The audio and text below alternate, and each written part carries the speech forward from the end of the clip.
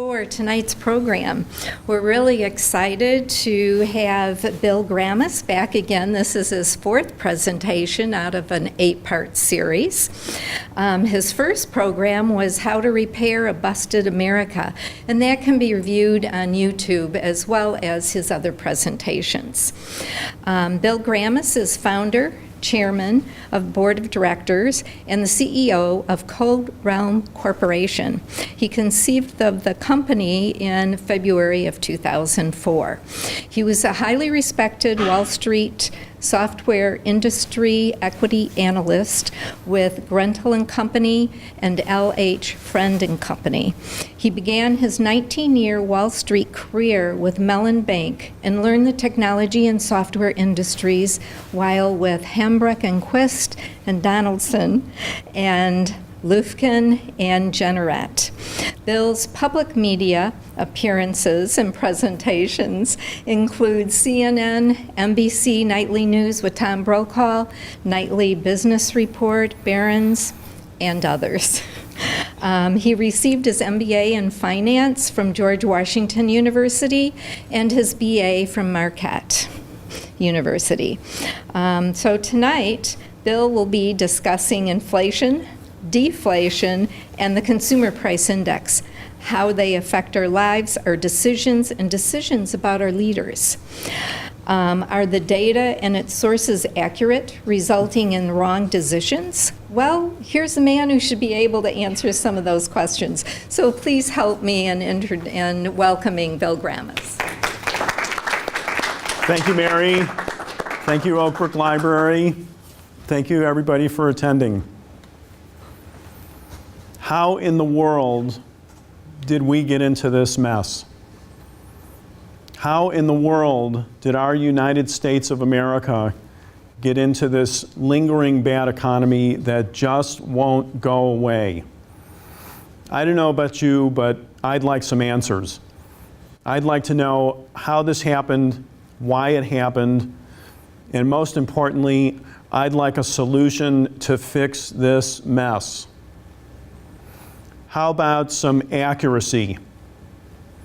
The Federal Reserve Board is now in its 100th year of existence, beginning in 1913.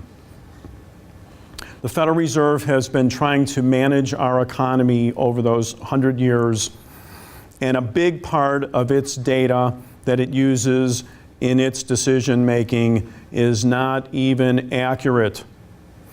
There's a big gaping error in the accuracy that's causing insurmountable pain on over 40 million Americans, of our fellow citizens, in my calculation.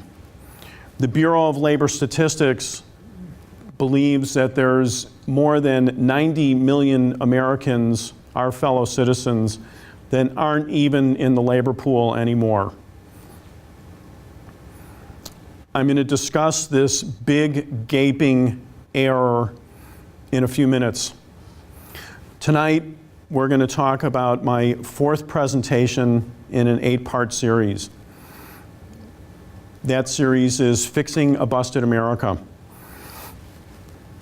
I encourage you to watch my first 3 presentations on my YouTube channel. You can search YouTube, Bill Gramas, and find my channel. You'll see the first 3 presentations, and tonight's presentation is going to also be on YouTube for your convenience. In my first presentation, titled Fixing Busted America, I discussed the root cause of our problem today in America, and that is the other countries in the world have fixed their currency, pegged their currency against the US dollar. This is causing insurmountable pain in the US. This all began in 1994 when Bill Clinton allowed what I consider the biggest economic blunder in United States history by signing the US-China Free Trade Agreement. In that free trade agreement, it allowed the United States of America foolishly allowed China to peg its currency, the yuan, at 12 cents per dollar against our US dollar. Today, the currency is, the yuan is 16.34 cents per dollar. This currency fix has caused insurmountable pain in our country.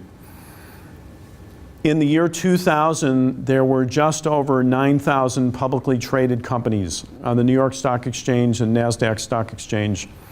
Today, there are fewer than 5,000 companies. We have lost 4,000 publicly traded companies since the year 2000. Some of those examples include Blockbuster Video and Borders Bookstore. Each of them had 11,000 employees. My personal calculations are that there are 42 million unemployed Americans. We want all of our fellow citizens working. Our government should be paying attention to this.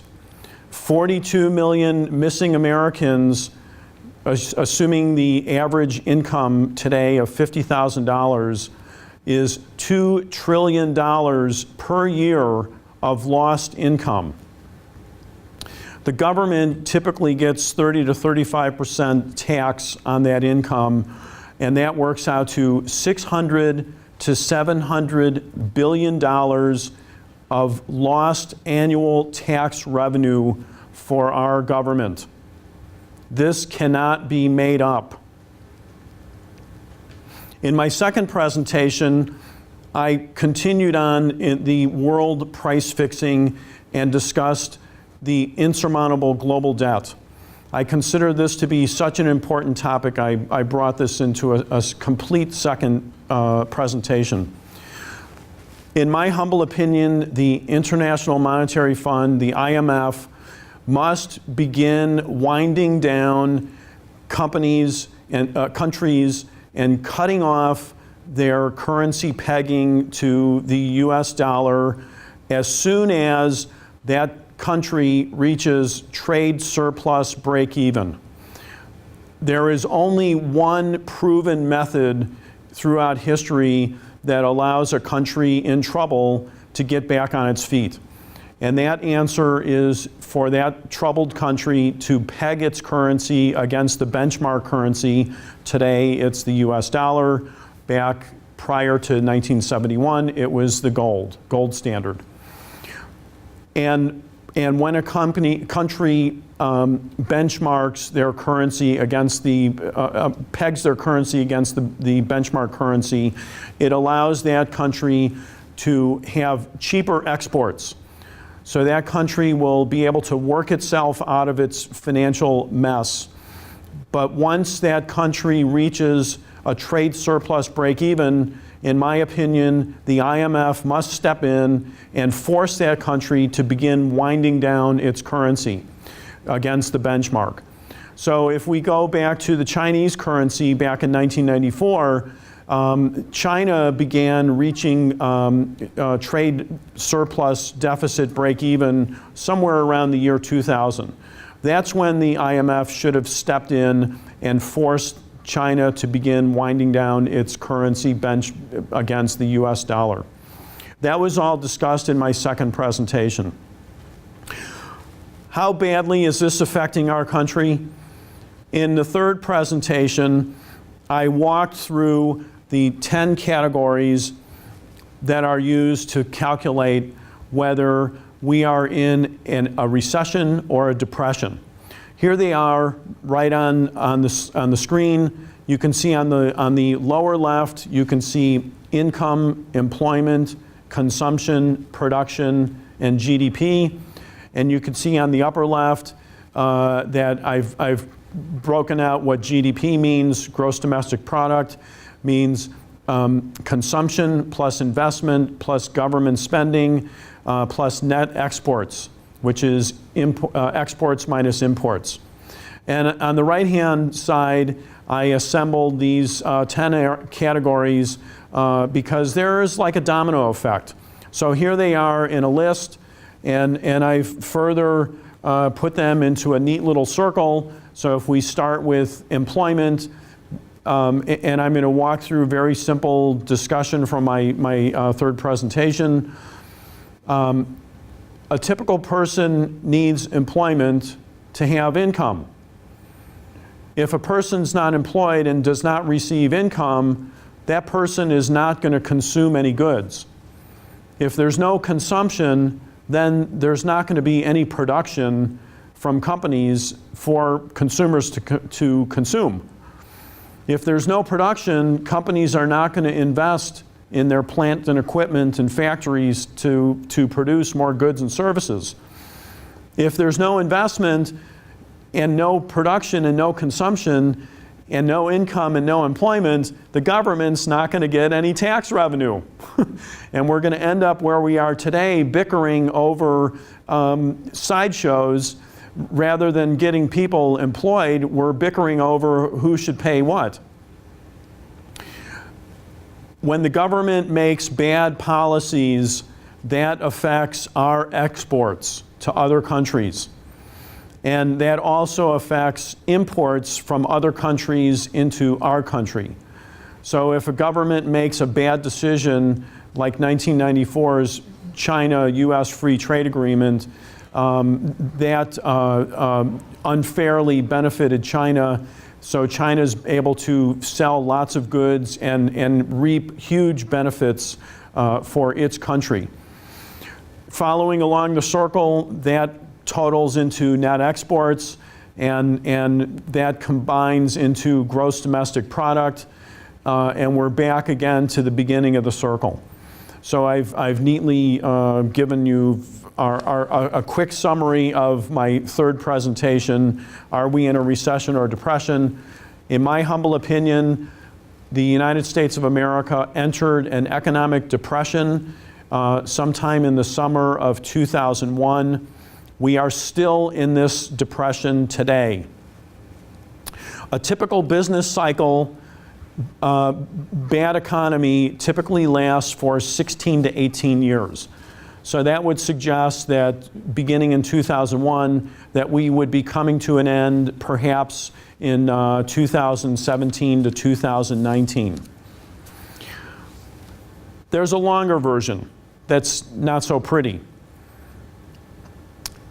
If we go back to the peak year of house lending, bad house loans, in the year 2006, a typical home loan is 30 years.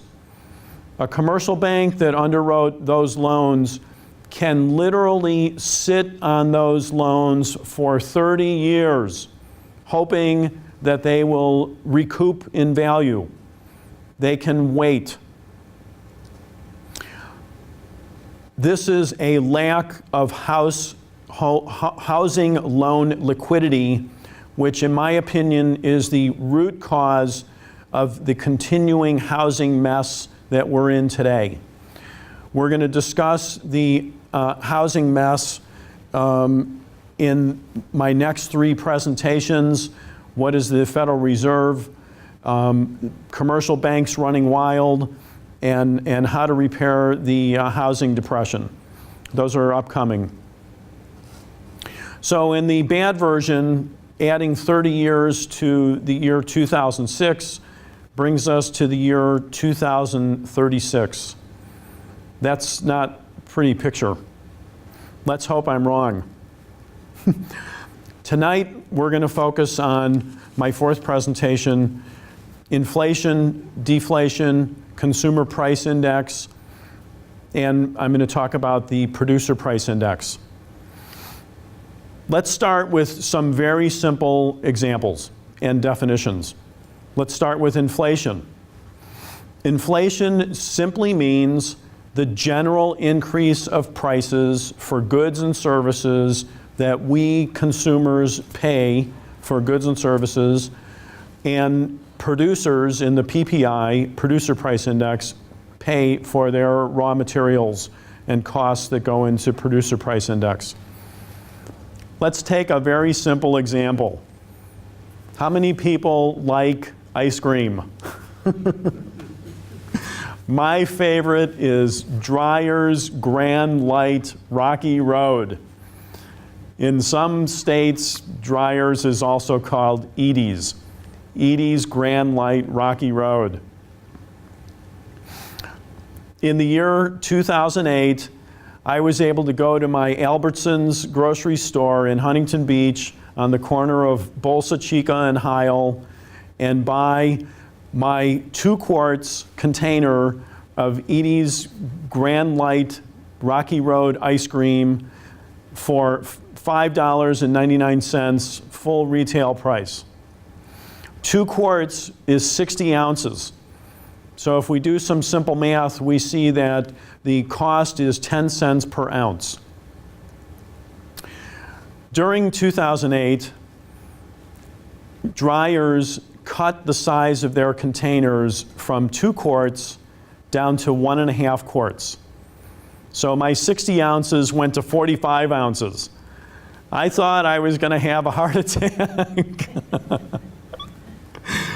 So this same 10 cents per ounce now mathematically works to 13.3 cents per ounce, simply by cutting the container from 2 quarts to 1.5 quarts. That's a 33% price increase without changing the price. The price is still $5.99. Today, at the same Albertsons in Huntington Beach, the 1.5 quarts, still 45 ounces, is now $6.99. That's a 16.5% increase from the year 2008 when it was 1.5 quarts. And if we look at the bigger picture, going from the 10 cents at the beginning of my example to the today's price of 15.533 cents per ounce, which is mathematically 45 ounces and $6.99, which is the current price today. That big picture, 10 cents to 15 cents, is a 55.3% price increase. Now that's inflation. Let's pull out in the finance world a very simple calculation. It's called compound annual growth rate. We can plug in the numbers, 5 years, beginning at 10 cents per ounce. Today it's 15 cents per ounce, and calculate that that's an annualized 9.2% annualized price increase for Dreyer's ice cream. Boy, that's pretty good. I don't think many people can get 9.2% even in the stock, speculating in the stock market today. So in this very simple example with Edie's ice cream, Dreyer's ice cream, I've showed 2 types of inflation. One is simple price increase. The other is more troubling. It's quantity decrease. So we went from 2 quarts down to 1.5 quarts. Normally in economic theory, there's a topic called price elasticity. Very simply, that means when you decrease the price of a good, that consumers will increase their volume purchase of that good. So you have a decrease in price and an increase in volume. So let's take another very simple example. Think of HD television sets. Originally, there were a few thousand made for $2,500 and $3,000. Today, with a price decline to $250, there's tens of millions of HD TV sets that are sold just in our country. That's a very simple example of price elasticity. Let's look at another example of inflation, and that's housing. Using the Case-Shiller Housing Survey, which very conveniently has the year 2000 as its benchmark of 100, I was able to pull out 3 different bits of data. One is the national survey, the second is the 20 largest cities in the US, and the third is City of Los Angeles. So from the year 2000 to the peak year of June, July, September of 2006, these 3 surveys, national survey increased 90%. The 20 largest cities increased 106%. City of Los Angeles increased 174%. Purchase price of a home. Now that's real inflation. Let's talk about deflation. We've spent a few minutes on inflation. Let's talk about deflation. Deflation is the general decline in prices that we consumers pay, which is consumer price index, or producers pay to make their goods, that's the producer price index. So using the same Case-Shiller housing example, from our peak year of June, July, and August of 2006, those same three categories to March of 2012 declined. The national survey declined by 35%. The 20 largest cities declined by 35%. City of Los Angeles declined by 42%. Now that's an example of deflation, prices declining. I mentioned that the peak year of housing was mid-2006. There was a decline in housing down to March of 2012, which is kind of the current bottom. We don't know if that'll exist as the bottom or if there'll be another bottom that'll show up at some point in the future. But that's the data that we have for now, and that's a great example of deflation. The Case-Shiller Housing Index has shown some very minor increase from those bottoms in March of 2012. There's been a minor recovery for the national survey of 17% to today. The 20 largest cities has increased to a minor 19%. City of Los Angeles has had a much bigger increase of 27%. But these three surveys are still substantially below the peak year in mid-2006. The national statistic is still 23% below the peak. 20 largest cities is still 23% below. LA is still 26% below. There are two types of horrible inflation. One is called cost push. The other is called demand pull. So very simply, demand pull is when lots of consumers want to purchase an exact same item. Let's say there's a run on my favorite Edie's Rocky Road ice cream. Demand pull means the way to rectify the increase in demand is to raise the price. So I'm going to watch my Edie's ice cream go from $6.99 to $10.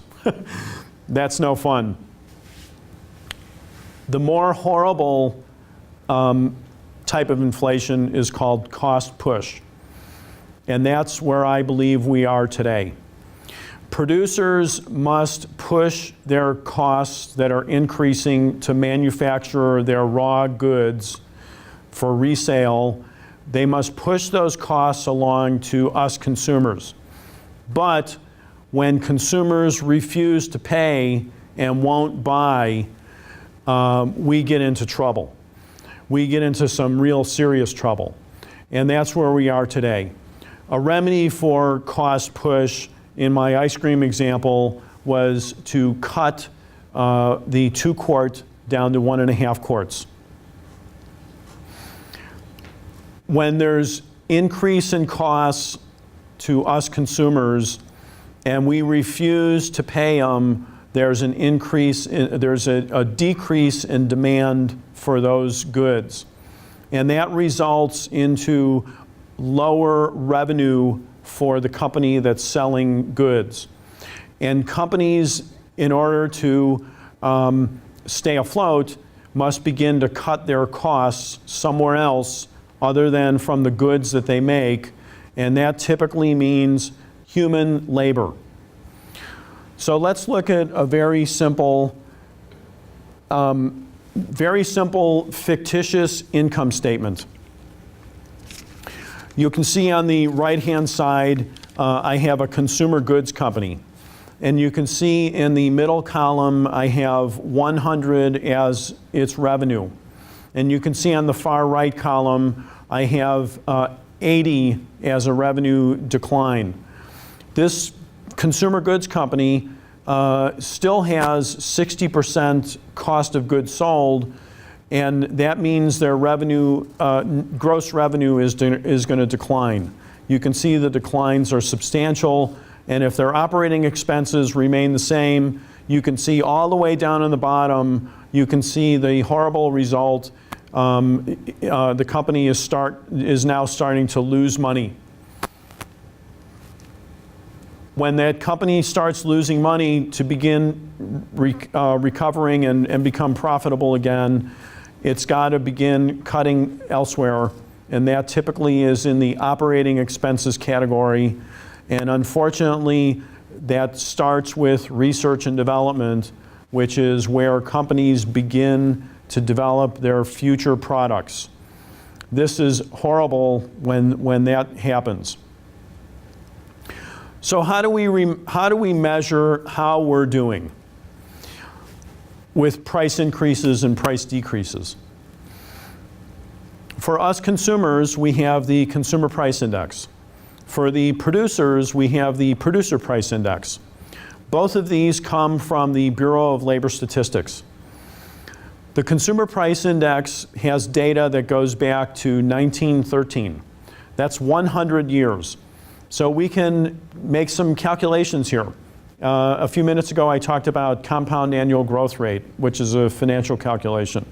Well, we can apply that same calculation for our CPI data, and we can find that the average annual increase of CPI over the last 100 years is 3.2%. If we look at the past 30 years, since 1983, we can see that the CPI has increased only 2.83%. And if we apply the same calculations from the year 2000 to today, which is when I believe we entered a depression, our CPI has increased only 2.29%. You get the picture. It's declining. This is a dead giveaway that we are in a deflationary period. Before I get into the actual data of CPI and PPI, I wanted to share with you how important these categories are. CPI is used in all kinds of calculations, from cost of living adjustments to the Federal Reserve Board decision making, to commercial bank lending, to investors allocating and investing their money. Some quick calculations. One is called nominal interest rates. Those are very simply the exact stated rate. So we know today that the Fed funds rate is 0 to 1/4%. So the nominal rate is 0 to 1/4%. The reason why I'm bringing this nominal rate up is because there's another more important rate called real interest rates. Real interest rates are adjusted for inflation, or Consumer Price Index. So we have a very simple equation. We can go back to the Fed funds rate of 0, and we subtract from that the Consumer Price Index. So today we know August 2013, which is the most recent data because of our government shutdown. August 2013 is our most recent data. We know that all items less food and energy, CPI increased 1.8%. So the equation is very simple. It's 0, which is Fed funds rate minus CPI, which is 0 minus 1.8%. That gives a negative 1.8%. Whenever that conclusion is a negative number, there is always a bubble forming somewhere. Today, that bubble has formed in bond prices, which result in low interest rate return, and has resulted in out-of-control government credit. In the years 2005 to 2008, it was a bubble in real estate lending and bank lending. Back in the late 1990s, we had another period of negative interest rates, and that was when we had a stock market bubble. There's always a bubble when there's negative interest rates. So let's have some fun with this calculation, with the real interest rate calculation. And I'm going to give you, this is almost too funny. This is literally how a commercial bank decides whether to lend or not to lend. And remember, anytime we have a negative number, we're looking at trouble and a bubble. That is also when a commercial bank will lend. Commercial bank will lend to a cat, a mouse, and a squirrel. So in September, let's have some fun with these calculations. So in September 2006, the Fed funds rate was 5.25%. A home price was averaging an average of 20% per year. Well, the calculation is 5.25% minus 20% gives us roughly a minus 15% conclusion. Well, here we are in a negative number. This commercial bank will lend to anybody, including a cat and a mouse and a squirrel. So let's move forward to October 2007, which was essentially when all lending ended. Fed funds rate then was 4.5%. House price change was 0. So the equation is 4.5% minus 0 equals a positive 4.5%. That's a positive number. Guess what? No commercial bank will lend to anybody. In October 2009, when we were in the midst of our horrible current dilemma, Fed funds rate remained at 0. Home prices were falling 35%. So the calculation is 0 minus a minus 35%. So we got two minuses, that's a plus. That comes out to positive 35%. No bank lending. Today we have a 0% Fed funds rate. Homes are still down 23%. The equation is 0 minus 23%. That's a positive 23. There is no way a commercial bank will lend money to anybody. Investors of all kinds have run to purchase bonds, especially Treasury bills, bonds, and notes. They've run up the prices of these, resulting in near zero interest rate returns on Treasury securities. The Federal Reserve has been trying to manage a free market economy for the past 100 years. CPI and PPI are critical in their decision-making process. The Fed has been trying to micromanage our free market economy, especially during the last 13 years, especially since our horrible 2001. At the beginning of my presentation, I discussed and asked for accuracy. The Consumer Price Index is out of date, it's not accurate, and has one huge gaping flaw. So here's a summary of the major Consumer Price Index components. The source is the Bureau of Labor Statistics. This is the detailed report from August 2013. This is the CPI for all urban consumers. It's table number 3, pages 9 to 15 out of 120 total pages. I have summed these up for you to put them on one simple slide. I've put in the major categories. You can see them: food and beverage, housing, apparel, transportation, medical care, recreation, education and communication. I broke out education for anybody who's interested. And then there's other goods and services. And you can see I have a couple columns here. One is the adjusted 1 month change, which is July 2013 to August 2013. Then there's the unadjusted 1 year, August to August 2013. And that's the column that we focus on. And the third column is very important. These add up to 100%, and I've issued, listed the percentage weighting for each of these categories out of 100%. Do we have inflation today? The answer is it depends on you. If you're in education or medical care, yes, you're in inflation. If you're in transportation, no, you're not in inflation. I believe we are in a deflationary spiral period that began along with our economic depression sometime in the summer of 2001. So let's focus on the third column here. You can see the second item, housing, has 41.021% of total CPI.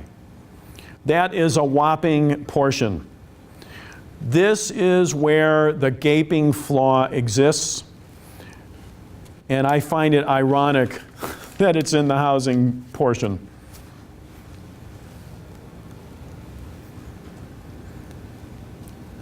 So pulling this out, we have 41% for housing, 31.7% is for shelter. Then there's fuel and utilities for 5% and furnishings and appliances for 4%. We're going to focus on the shelter part. 24% of that is owner's equivalent rent. This owner's equivalent rent is the specific problem in today's outdated CPI. The other categories are rent of primary residence, lodging away from home when you go on vacation, and of course your homeowner's insurance. The owner's equivalent rent is not accurate for today's America and is outdated. And it makes up a huge portion not only of housing, but 24% of total CPI. That's a big figure when a specific item is not accurate, and the Federal Reserve uses this in its decision making. Is the Federal Reserve making the right decisions? This is extremely important during an economic period when the Fed is trying to micromanage a free market economy that was, the economy was never made to be micromanaged in the first place. Fortunately, we have an independent, accurate measure of home ownership that can replace the outdated owner's equivalent rent that's in the Bureau of Labor Statistics survey. We talked about it a few minutes ago in my example for the Case-Shiller index.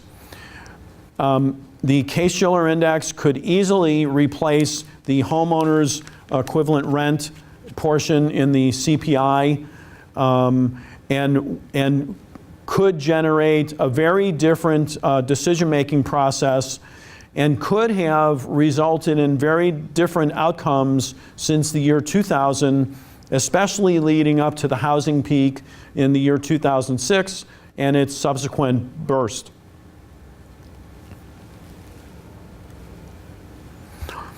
The producer price index is used for goods that are being produced from raw materials and directly affects costs of goods sold in companies' income statements, especially for companies that make hard goods. So you can see on this slide that the producer price index has three components. raw materials, intermediate goods, and finished goods.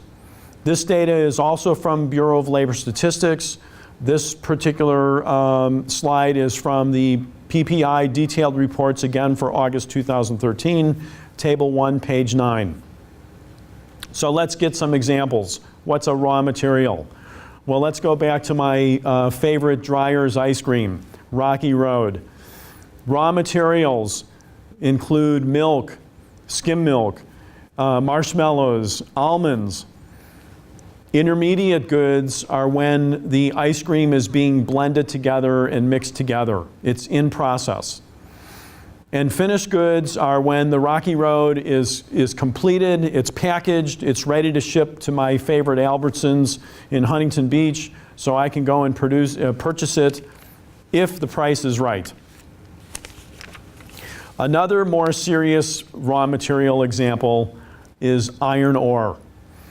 Iron ore is used as a raw good to make silicon circuitry that's used in all kinds of electronics.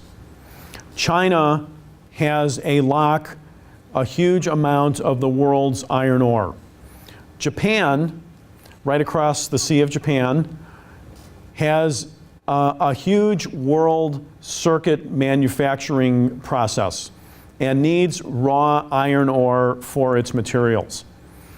There's constantly some kind of battle in the Sea of Japan between these two countries, Japan and China.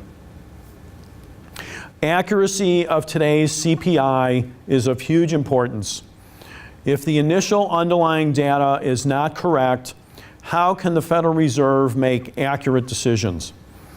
Wrong decisions affect commercial bank lending, house lending, and investment decisions, investors placing their bets in all kinds of areas. I'm going to close today's discussion with a classic economic topic. It's renting versus innovation and production. And by renting, I'm not talking about renting an apartment. I'm talking about money resources that are not benefiting society in general. So the classic example is from the 1950s. If a person has $50,000 to invest, well, he has a couple choices. One is he can go buy a New York City taxi cab medallion for $50,000. Well, that purchase will only benefit New York City government, and it will benefit the one person that's driving the taxi cab. Or that person can take his $50,000 and go and invest in a young up-and-coming company. This young up-and-coming company will generate paying jobs for its employees. These employees will begin spending their money for other goods and services, and that will increase U.S. productivity, that will benefit industrial capacity utilization, which I talked about in my last presentation number 3. And industrial capacity utilization is part of industrial production. In short, many will benefit from investment into a young company rather than putting money into a New York City taxi cab medallion. For the sake of our future, of our country, the accuracy of CPI must be updated, reflecting our modern time period. We can easily start with the housing component. Better accuracy will lead to better decisions and hopefully a healthier America. Thank you.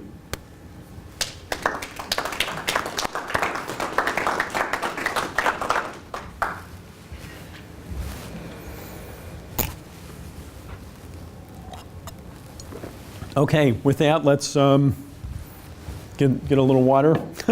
With that, let's get some questions. Tom, yes. There you go.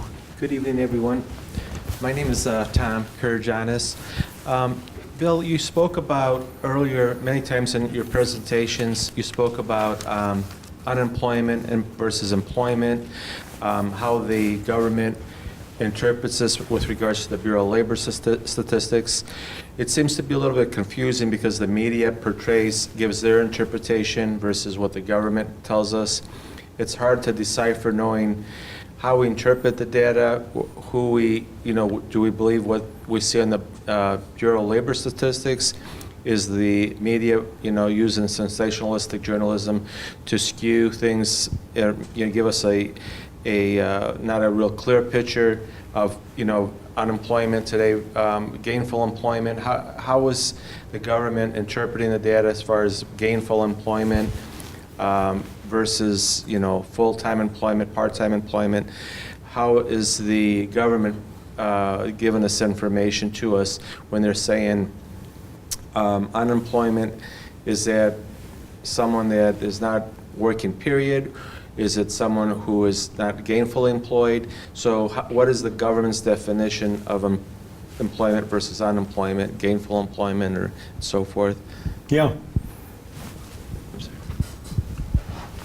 You know what? Yeah, give it to Dave. Oh. Tom, that's a great question. Thank you. The question is essentially on employment and unemployment. So I'd like to discuss 5 categories before I give you again my calculations, which will be the 6th category. So these are the weekly unemployment claims. The second is JOLTS. The third and fourth are monthly unemployment statistics that come from Bureau of Labor Statistics. One is the household survey, the other is the establishment survey, and the 5th category we're going to talk about quickly is ADP, which is an independent payroll service, also has a monthly unemployment figure. So hopefully I'll be able to quickly walk through each one of these. If you don't mind, I'll spend a little time on this because this is kind of an important topic. So let's start with the weekly unemployment claims. Our fellow citizens are being fired. That's what weekly unemployment claims are. They are losing their jobs.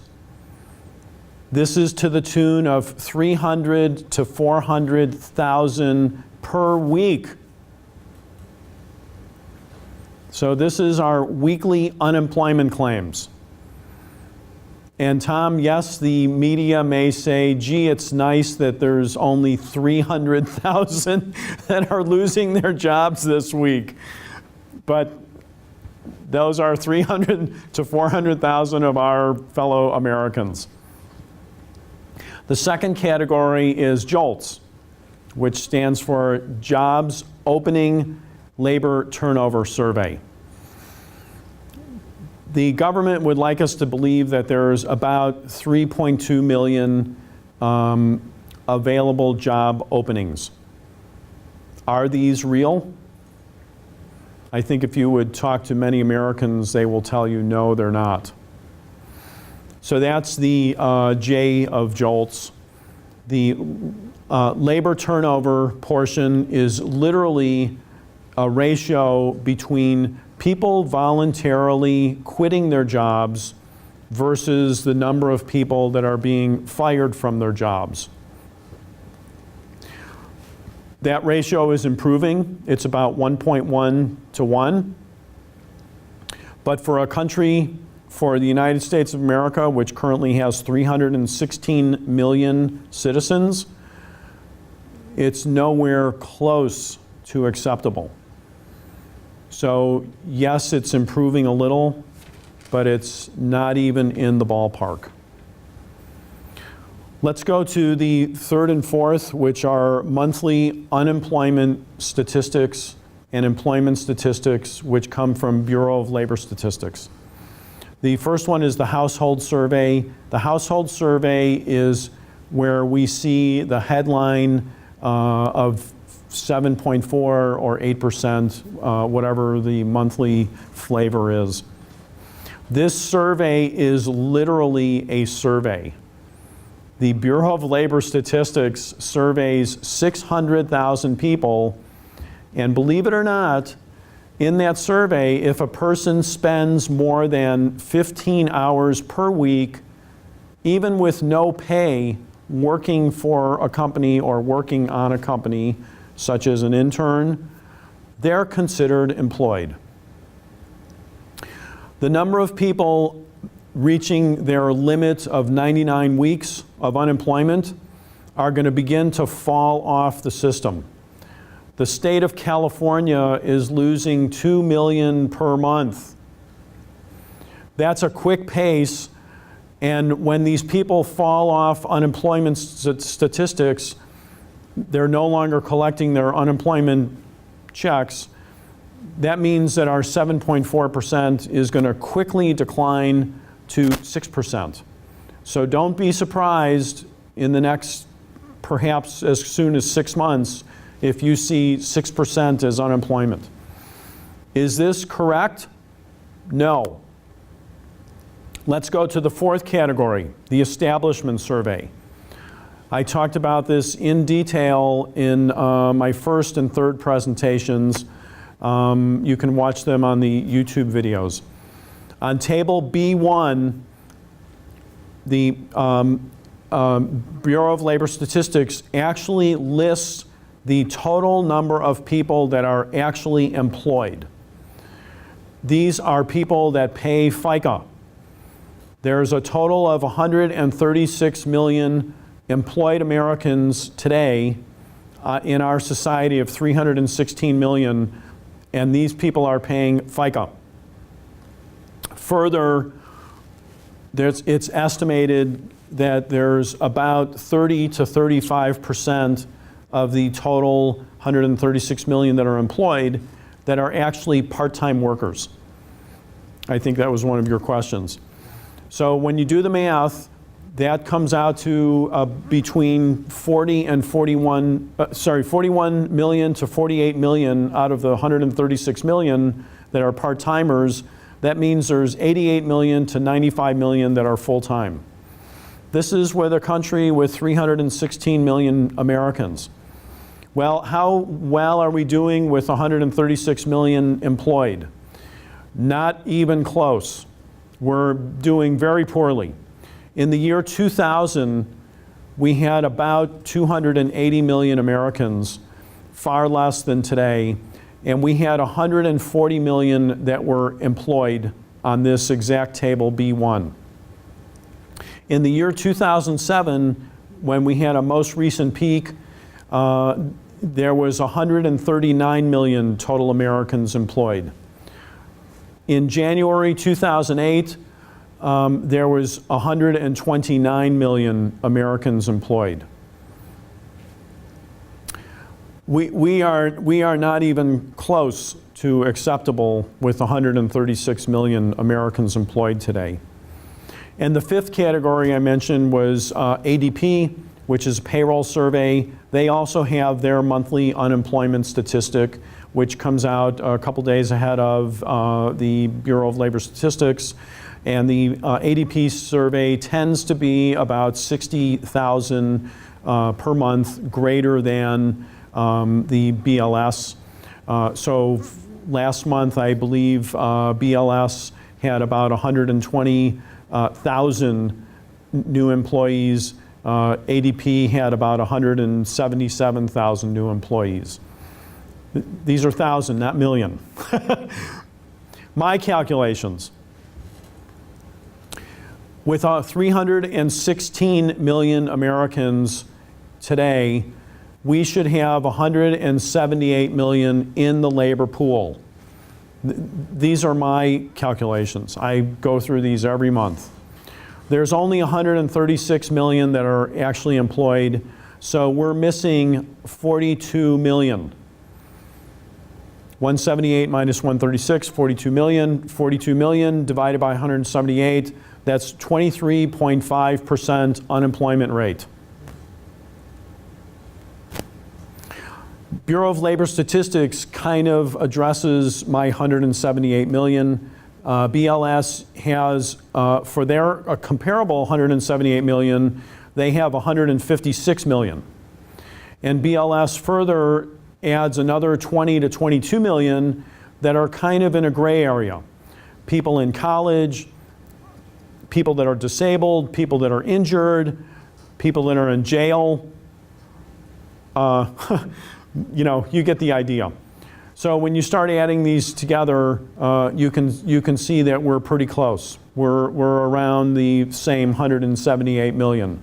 So I'm confident in my 23.5% unemployment statistic. We want all of our fellow Americans working. This has huge importance. With 42 million unemployed, using the $50,000, which is current annual average income, that's $2 trillion per year of lost annual income. Cannot be recouped. It's gone. And the government stands to get 30 to 35% tax on that lost $2 trillion. That's $600 to $700 billion per year of lost tax revenue. The government should be paying attention to this. They're bickering over ridiculous items and should be focusing on getting our fellow citizens back to work. Cutting expenses is not the answer. Growth of new companies and growth of new revenue is the answer. The U.S. needs tens of thousands of new companies that are young and up-and-coming companies that can hire our unemployed Americans, our unemployed fellow citizens, and that's the answer. We must get our fellow citizens back to work. I hope I've given you a long answer to a... Very thorough and complete. Yeah. Dave, go ahead. Well, first of all, thank you for enlightening us on the real unemployment rate. Okay, so my question is, how is employment and/or unemployment relating to tonight's topic of inflation? Yeah, great question, Dave. Yep. So the question was employment, unemployment, and tonight's inflation, deflation, consumer price index. I mentioned earlier that I believe we're in a deflationary time period. This basically means a cut in revenue. Companies are declining in revenue because the demand for their goods and services are declining. And that means a decline in net income. I pulled up this slide that I used a few minutes ago, and I'm pointing to the consumer goods company column, the far right column with 80 and the middle column with 100. And you can see when revenue is cut from 100 down to 80, you can see the net income starts showing negative numbers. Well, when you have negative numbers, a company is going to cut its costs, and that typically means human beings, human labor. This especially means, which is very important, is research and development, which is a category under operating expenses. And research and development is where a company generates its future products. So that's kind of the last place you want to cut, but believe it or not, it's the first place our American companies cut today. And research and development tends to be where the highly educated and highly paid people exist. So we're in a vicious downward economic spiral. When there's a decline in labor, there's a decline in demand, there's a decline in revenue. In the meantime, producers that are producing the raw materials have to push their costs through to the company. Remember, we talked about cost push inflation. That's what keeps the Federal Reserve up at night. And that's what we have today. So going up to the cost of goods sold line, second line, that's where the PPI shows up. Producer price index falls into that category. And it puts further pressure on companies to cut more expenses. And that continues this vicious downward spiral. of decrease in demand, decrease in revenue, decrease in net income, decrease in labor. This is deflation. Can I have that microphone? And we have got to somehow end this vicious spiral. We've got to get back to increase in demand, increase in revenue, increase in labor, increase in research and developments, increase in new product development. And that's where I believe the U.S. needs tens of thousands of new companies that can employ many of our fellow citizens that need jobs that have disappeared since the year 2000. New companies need all kinds of help, from the janitor to the CEO. Yeah. Sir, you mentioned that the government is losing as a result of the jobs market being down 35%. How do you get that number? The 35%, 30 to 35% is the tax, the typical tax. Bracket? Right. So on a so the calculation is yes. So that's a great question. So I'm going to walk through the calculation again. So in my opinion, there's 42 million Americans, our fellow citizens, that could be working that are not working. And I'm saying if they were working, and we know that the average income for an American today is $50,000. Of course, some people are going to make $20,000. Some are going to make $2 million. Okay, but the average is $50,000, and the government, on average, gets 30 to 35% tax. So it's taxable income. Yes. So 42 million times $50,000 is $2 trillion. 30 to 35% of that is $600 to $700 billion per year that the government's not getting in taxes. It just doesn't exist. It could exist, but it doesn't exist. How does this affect the Obamacare program that's coming in? How will that affect it? How will it affect the numbers the government is going to lose as a result of the Obamacare? Well, it's kind of the same principle. You're going to have more unemployed people. You're going to have more people that are going to be earning substantially less than $50,000. So the tax, instead of 30 to 35%, well, when people earn less, the tax bracket declines.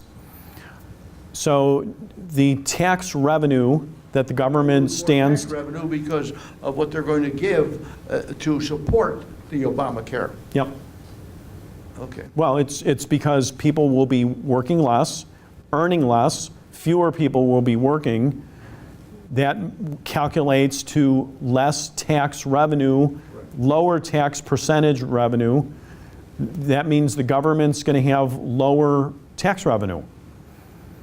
So indirectly answering your question, how is that going to affect our country? It's not good. You know, there's going to be less tax revenue.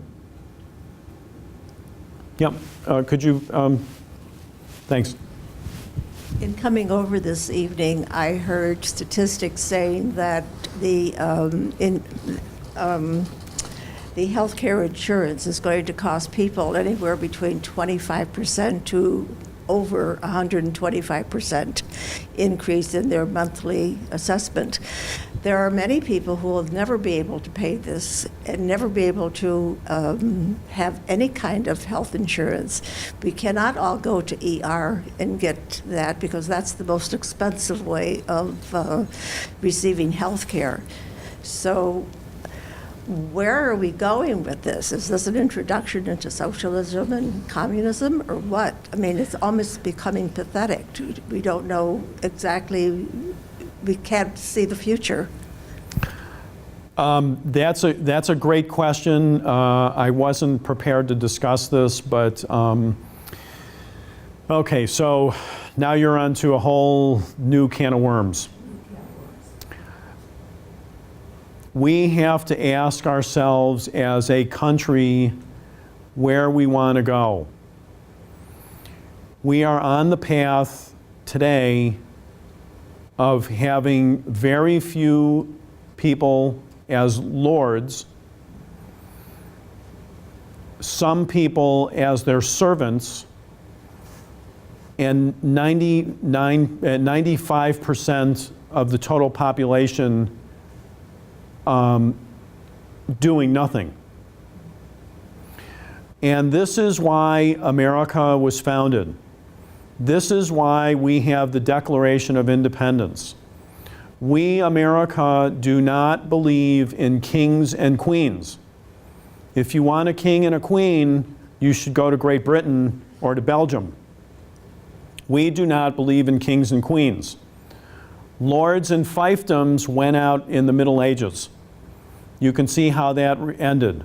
There were riots. It doesn't succeed. I can remember one of my college professors when I was in undergrad warning me about this exact topic. He said, Bill, at some point you're going to have fewer than 1 million people having all the money and 315 million people having nothing. And so now you're into a completely different society. What do you do in that kind of society? Who's going to live where? Who's going to eat what? Why is one person going to live in Newport Beach and another person going to live in Watts? Why is one person going to eat tuna coming right out of the water and the other person eating canned tuna from McDonald's? I don't think America was built for that type of society.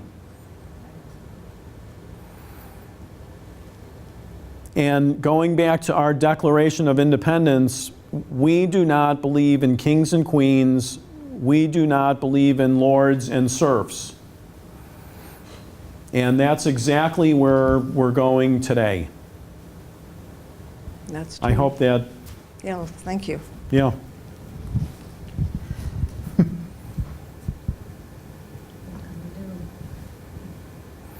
What can we do? That's a great question. We have a free labor, free market capitalist society. Capitalism, like any other society, is just like any other society, whether it's the Roman Empire or the Middle Ages. Capitalism has been around for about 250 years, and we know that typical societies typically last for 200 to 250 years before they fall apart. Well, is capitalism falling apart? Well, when we enter lords and kings and queens, yes, capitalism is and will fall apart. It's just a matter of time. So what can we do to prevent this? We have got to break the downward spiral of deflation, which is decline in demand, decline in revenue, cutting of expenses, cutting human labor. And why do we have lower quantities of labor, lower quantities of human workers, higher unemployment, lower capacity utilization, which I talked about in our last topic? It's because we've lost over 4,000 large companies since the year 2000. I gave a couple examples. Borders Bookstore and Blockbuster each had 11,000 employees. Believe it or not, the average Standard & Poor's 500 company has 55,000 employees. So we've lost 4,000 big companies. Many of them have just gone out of business. And to make up for those 4,000 companies, we have got to have tens of thousands of new companies that come up, young up-and-coming companies that come up that need people all the way from a janitor to a CEO. And those companies will generate more need for labor, more workers of all kinds, whether you're in sales, whether you're in research and development, whether you're in legal, all kinds of work. People will have income. When people have income, they'll have money to spend. They'll be a consumer. When there's more consumption, companies will produce goods. Well, When there's more production, more consumption, there'll be more production. There'll be more investment. There'll be more money going to the government from taxation. That's going to better benefit our exports and our imports and our net exports and our GDP. So we've got to break this vicious downward spiral. Otherwise, we're going to be entrapped. We've been in this cycle since 2001. It hasn't broken. It hasn't disappeared. So I hope that's a little bit of an answer. Sorry. You talk about the demise of these companies. Are you forgetting that technology played a very big part in the demise of companies? Yep. Yep, that's a great question. And my proposal, so the question was, increase in technology has caused a demise in lots of these companies. And yes, they have. And the two examples I used are prime examples. There's fewer need for paperback books. There's fewer need for someone to go to the video store to rent a video. Yes, that's exactly right. In the meantime, these companies that are benefiting from new technology, new way of reading a book, new way of watching a video, should be developing new future products. And they should be helping other companies generate new future products. And when I talk about tens of thousands of new companies, I'm not talking about restaurants and delis. I'm not talking about another Macy's or Bloomingdale's, consumer goods stores. What I'm talking about are what we see in California, huge numbers of new, young, up-and-coming technology companies. And technology companies need all kinds of workers. Generally there's a perception that, oh, you just need an engineer. No, you need all kinds of people. You need salesmen, you need marketing people, you need, in our case, we need, people that have extensive backgrounds in aerospace and defense and automobiles and, all kinds of industries. It's more than just an engineer. And I find it, here's a myth that I laugh at all the time. There's a myth that there's a shortage of engineers in America. The myth is wrong. The myth is there's a shortage, the truth is there's a shortage of low-wage engineers in America. And I'm talking low wage. So you go out to San Francisco and San Jose and Silicon Valley, there are boatloads of Stanford and Berkeley PhDs walking around the streets doing nothing. They used to work at Hewlett Packard, at Intel, at Apple Computer, at Sun Microsystems, at Oracle, and now they're out doing nothing because Hewlett Packard has decided to fire one Stanford engineer that used to make $120,000 a year and decided to hire two $30,000 a year immigrants. So there's your truth in this myth of we have a shortage of engineers. I hope I answered your question. Thank you. Yeah. Tom, yeah. Bill, interesting enough, having said what you said, I wanted to ask, should the government place their emphasis more so on innovation and research, along with reinvesting in human resources, retraining those that have been displaced, rather than spending taxpayer money, rolling the dice on these government bailouts, going against the free market, going against free enterprise, as this administration has done, wasting foolishly taxpayer money, rolling the dice and gambling our future at the, we could have better odds on our return on our investment going to Las Vegas than doing what this administration is doing, gambling our future with regards to trying to brainwash us as American taxpayers to buy into this concept of bailouts.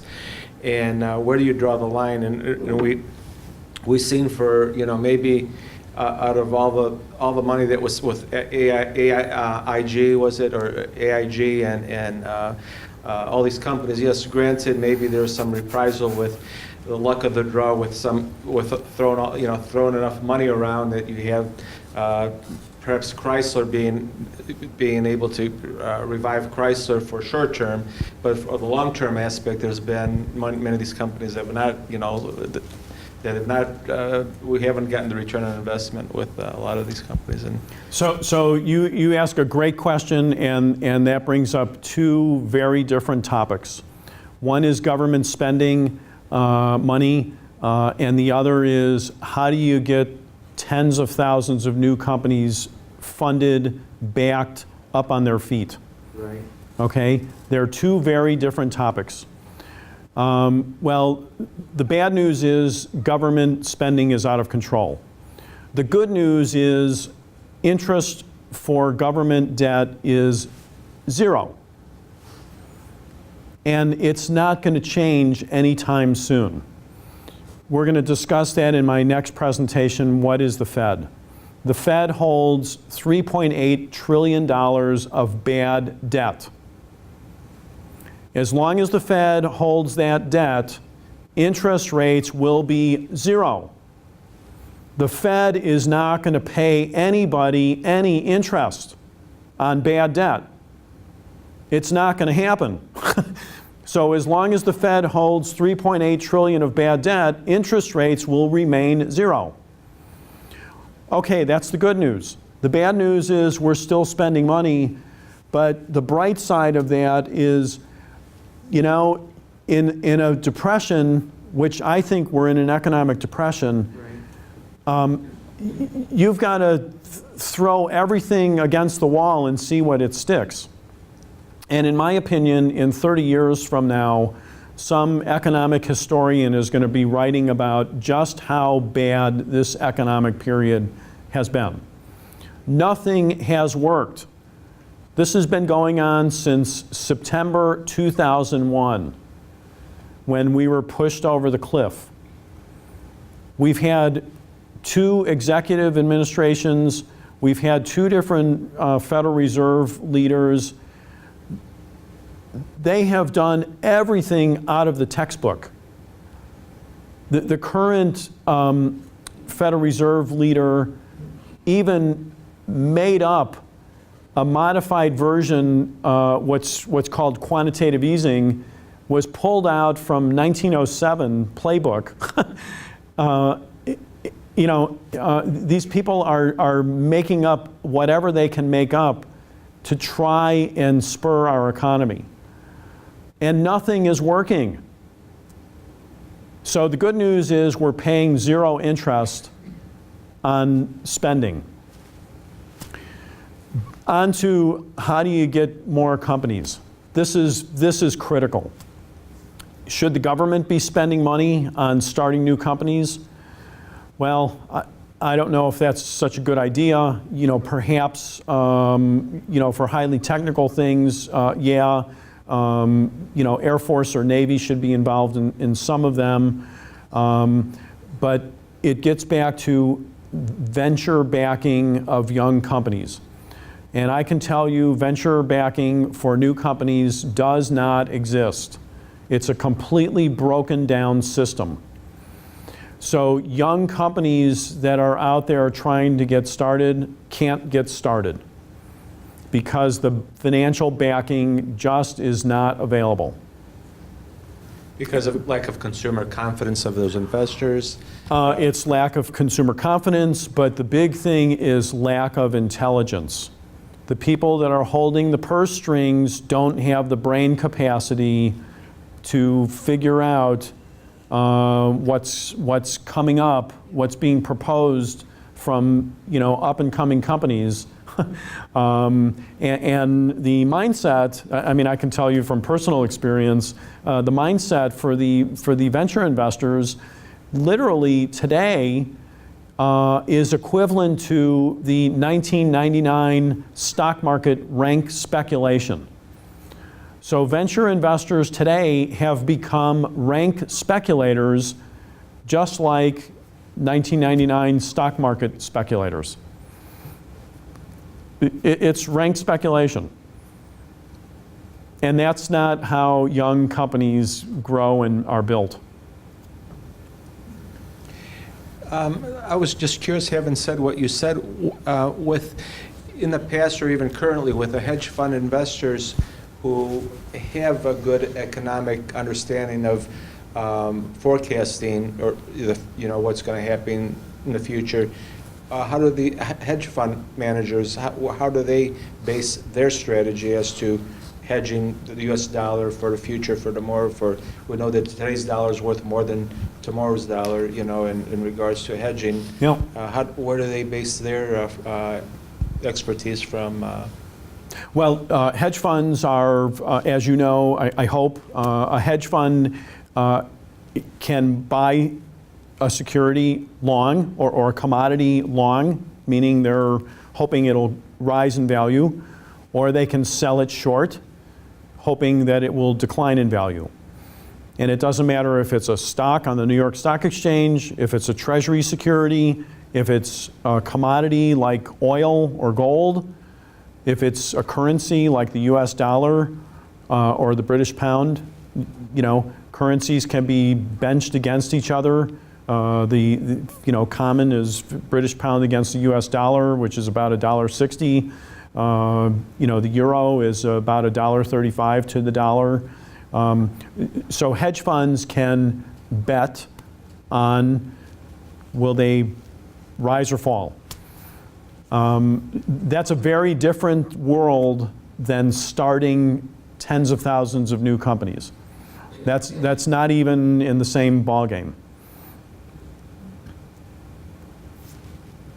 I hope that answered. Yeah. Any more before we have a few more minutes? Any more wrap up? Yeah. You talk about inflation. Uh-huh. And it bothers me to the point where I see these people, or the lower wage people, work for McDonald's, are asking for $15 an hour. And people are cheering them on. And my thought is that when it comes to a $15 an hour, we're going to be paying $8 for a hamburger. So you're going to have this class differential.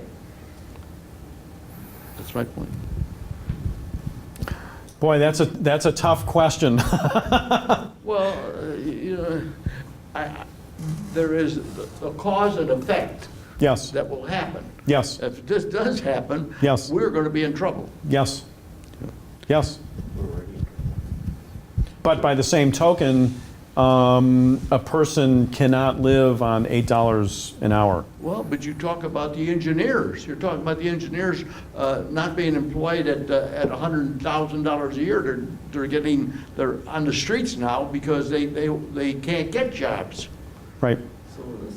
Right. So now you're into the whole immigration issue, and I am against the HB1 visas. I'm strongly against them.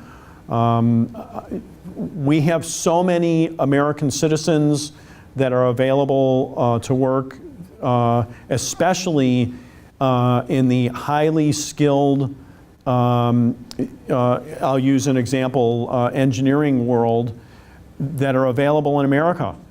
We don't need people from India and Asia. And I can tell you from personal experience, that the brain power are from our American students, and they tend to be white males, and the brain power is with those white male American students. But then you bring out a whole question of immigration, because what's happening now is these people that come from India and all these places are taking the jobs. Well, exactly. And yeah, so I am against, personally, I am against immigration. I am against HB1 visas. I'm with you. Yeah, Different ballgame. yeah. Last question, or wrap it up? Okay? Is there any way No. to prevent them from taking people from other countries, having some, when we have ample people here to employ that don't have jobs? I'm going to give you an example of a personal friend of mine who worked for 20 years at Microsoft in Redmond. She was in marketing, six-figure salary. One day was fired. 2 weeks later, she received a phone call from her local recruiter offering her her job at 1/4 the pay. And of course, she turned it down. And what Microsoft did with her job was cut it into 4 different smaller jobs.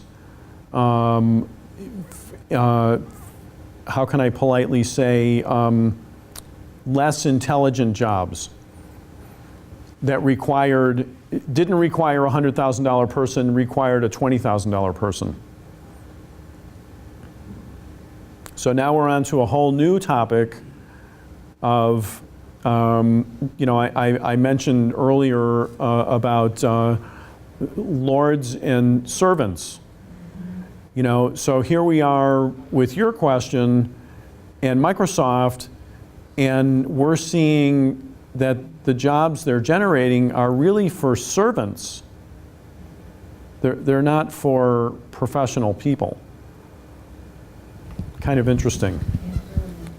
Having said that, Bill, can and should the U.S. government pass laws to make stiff penalties against these companies for doing that, circumventing, undermining the basis of the very basis, and just putting stiff fines and penalties, Yeah. passing laws and making it Yeah. very difficult for companies to Yeah. manipulate? Yeah, if I was in that seat, I would have very stiff fines for companies that would be firing that woman the example I gave you. That's a clear example. And how stiff would that fine be? Well, let's start with not her annual salary of $100,000. Let's start with maybe $2 million, because that woman is now permanently unemployed. She will never be working anywhere else again. So now she's got to be subsidized for the rest of her life somehow. So I say make Microsoft pay her not $100,000, let's try $2 million. Because it's not like her job duties were eliminated. They didn't eliminate the position. They just basically parceled it out, or Yeah. labeled it something different, parceled it out. So yeah, I mean, if it was up to me, yeah, I would cut off immigration. I would cut off the HB1 visas. I would, cause problems for this Microsoft example. Absolutely. I would cause problems for that example. And it's not only Microsoft. Every single company is doing that. And it goes back to the chart. Companies have to cut their operating expenses. They have nowhere else to cut. Government jobs, don't they supply a lot of employment? The federal, the local? In other words, there's a lot of people that work for the government. Is that good? Well, I I don't know what their pay scale is, but apparently, you know, it was a close election, but it didn't turn out the way I thought it would this last presidential election. Because again, a lot of people supposedly voted for their positions also because of the high level of people who work for the government. Yeah, I can see where you're going with that question, and you know, I think a better direction to take that is, you know, I don't think the brain power people are working for the government. I don't think somebody grows up in high school saying, I'm going to work for the government. You know, so I find it kind of shocking that, you know, people today want to work for the government. You know, I think it's more important that people work for tens of thousands of new companies that could be up and coming. So with that, we have to wrap it up. I know Joe's got some work to do here. Okay, thank you very much. I hope you've